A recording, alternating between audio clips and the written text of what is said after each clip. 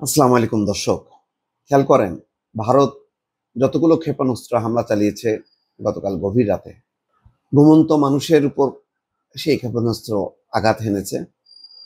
সবচেয়ে বড় লক্ষ্যবস্তু ছিল বিভিন্ন মসজিদ, যেগুলিকে তারা বলছে জঙ্গি ঘাঁটি। জঙ্গি ঘাঁটির নাম দিয়ে তারা সরাসরি মসজিদগুলোকে টার্গেট করে হামলা চালিয়েছে। এই হামলার মধ্য দিয়ে বোঝা যায় যে ভারতের বর্তমান শাসক গোষ্ঠীর মানসিকতা, তাদের একটাই লক্ষ্য, সেটা হচ্ছে মুসলমান নিধন এবং মসজিদ এবং সাধারণ মানুষ। সেই ঘটনা কিন্তু তারা ঘটিয়েছে। পেহেলগামের যে সন্ত্রাসী হামলা, সেটা একটা পর্যটন কেন্দ্র। সেই হামলা পাকিস্তান বারবার আন্তর্জাতিক তদন্তের দাবি করছে। সেই ব্যাপারে কোনো রকমভাবে ভারত মুখ খোলেনি বা সাড়া দেয়নি। এই তদন্তের ব্যাপারে নিরপেক্ষ তদন্ত চেয়েছিল, কিন্তু ভারত টার্গেট কি করছে যে তারা একটা পাকিস্তানকে আঘাত করে, তাদের শক্তিমত্তা প্রদর্শন করে এই অঞ্চলে যে তারা ক্রমেই বিচ্ছিন্ন হয়ে যাচ্ছিল এবং ভারতকে কেউ যে পরোয়া করছিল না, সেটা দেখাতে।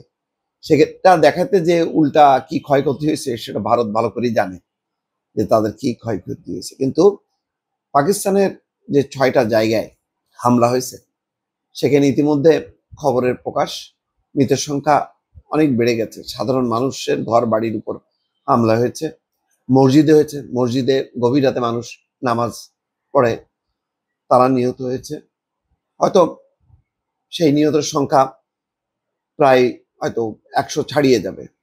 আজকে যেটা স্থানীয় সময়, পাকিস্তান স্থানীয় সময় সকাল 10টায় আইএসপিআর এর পক্ষ থেকে তার বিস্তারিত বর্ণনা দিয়েছে যে কোথায় কোথায় হামলা হয়েছে, কিভাবে হামলা হয়েছে।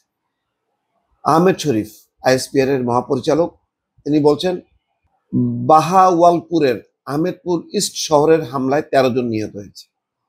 তাদের মধ্যে দুজন 3 বছরের শিশু, 7 জন নারী, 4 জন পুরুষ। এছাড়া 37 জন আহত হয়েছে, তাদের মধ্যে 28 জন পুরুষ ও 9 জন নারী। দেখেন, তারা নাকি সন্ত্রাসীদেরকে নির্মূল করতেছে। মুজাফফরে ক্ষয়ক্ষতির হিসাব দিতে গিয়ে আইএসপিআর এর মহাপরিচালক বলছেন সেখানকার বিলাল মসজিদকে হামলার লক্ষ্যবস্তু করা হয়েছে। এই হামলায় 3 জন নিহত হয়েছেন, এছাড়া এক কিশোর এবং একজন কিশোরী আহত হয়েছে। কোটলিতে আব্বাস মসজিদকে লক্ষ্য বস্তু করা হয়েছে। ওই হামলায় 16 এবং 18 বছর বয়সী 2 জন নিহত হয়েছে। এছাড়া হামলায় এক নারী এবং তার মেয়ে আহত হয়েছে।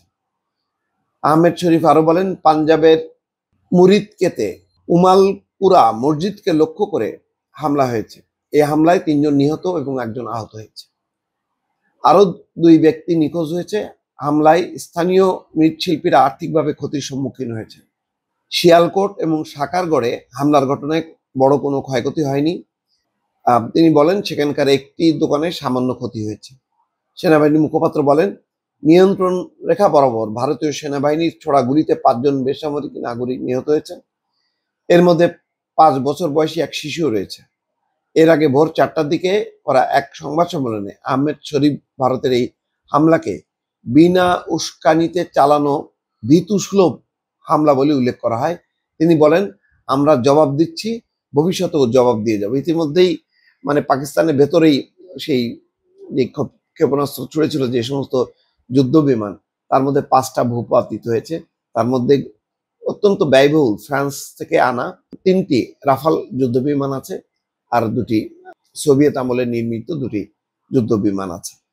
এছাড়াও এই ক্ষয়ক্ষতি বড় কথা না, বড় কথাটা হলো যে ভারতের দেখেন লক্ষ্যবস্তুগুলো কি।